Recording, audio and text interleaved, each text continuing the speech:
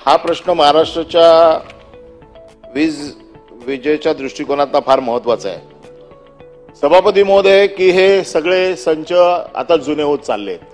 त्यांनी सांगितलं की 30 पर्यंत आम्हाला बदलता येणार नाही. याच्यावरती कॅपेक्स कॉस्ट लागते. आता PLF आपण जे सांगितलं की 64% आहे, 64 पर्यंत आहे आणि खूप चांगलं असेल तर 75 पर्यंत नंबर 1 आहे. आपल्याला माहिती आहे का 50% पेक्षा जास्त कॅपेक्स त्याच्यावरती खर्च झालेला आहे. एखाद्या प्रोजेक्ट वरती 50% पेक्षा जास्त कॅपेक्स खर्च होऊन आपण फक्त सांगताय की 60 पर्यंत, अजून 55 ते 60 पर्यंतच पोहोचलेला आहे. खरं त्याची 50% पेक्षा जास्त कॅपेक्स खर्च होऊन देखील जर 80-85 पर्यंत नाही पोहोचला तर त्याच्यामध्ये तुम्ही जे चीफ इंजिनियर आहेत किंवा चीफ ऑपरेशन हेड आहेत यांच्यावरती काय कारवाई करणार? कारण कॅपेक्स सगळ्यात जास्त त्याच्यापेक्षा जास्त खर्च झालेला आहे. हा नंबर माझा 1चा प्रश्न आहे. कारण तुमचा कॅपेक्सचा रेशो आहे. MERC ने तुम्हाला गाईडलाईन टाकून दिलेले आहेत की तुम्हाला जर कॅपेक्स किती खर्च केला तर त्या कॅपेक्सच्या रेशो मध्ये तुमचं प्रोडक्शन किती निघालं पाहिजे. हे तुमच्या MERC चे गाईडलाईन आहेत आणि तुमच्या MERC च्या गाईडलाईन प्रमाणे खर्च करून देखील आता तुम्ही चंद्रपूरमध्ये खर्च करताय. चंद्रपूरमध्ये खर्च करून देखील आता 1000 कोटीचं आपलं फिक्स इन्कम जे आहे ते फिक्स रेट इन्कम जे आहे ते कमी झालेलं आहे. कॅपेक्स 50% पेक्षा तुम्ही जास्त खर्च करताय. तुम्ही त्याच्यावरती अतिरिक्त पैसे खर्च करताय आणि तुमचे तिकडे जे आहेत मुख्य अभियंता आणि मुख्यालयाचे अधिकारी यांची कॉन्ट्रॅक्टर बरोबर पार्टनरशिप आहे. हे सगळे कॉन्ट्रॅक्टर बरोबर पार्टनर आहेत सगळे.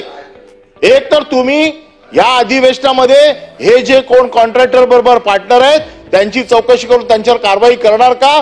तुम्ही जर नाव सांगितलं तर ठीक आहे, नाहीतर अंतिम आठवड्यामध्ये आम्ही सगळ्या कॉन्ट्रॅक्टर सगळं कुठल्या कंपन्यांमध्ये ते पार्टनर आहेत, कुठल्या कंपन्यांमध्ये त्यांचं शेअर होल्डिंग आहे, कुठल्या कंपन्यांमध्ये किती आहे.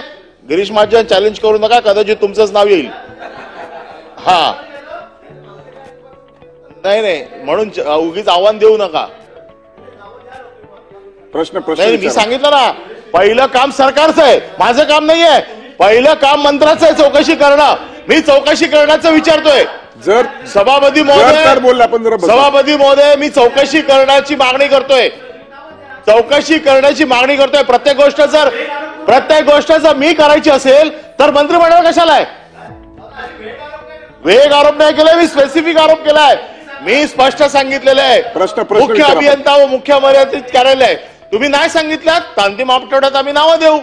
पण माझा प्रश्न असा आहे की 50% कॅपेक्स झाल्याच्या नंतर असं बोलता येणार नाही. काय करणार त्यापेक्षा आपण जो प्रश्न विचारला त्या संदर्भात मंत्री महोदय उत्तर देतील. हा मंत्री महोदयांनी माझे 2 उत्तर द्यावीत.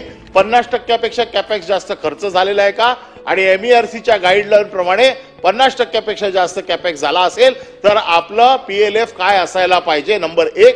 आणि दुसरं असे जे भ्रष्ट लोक.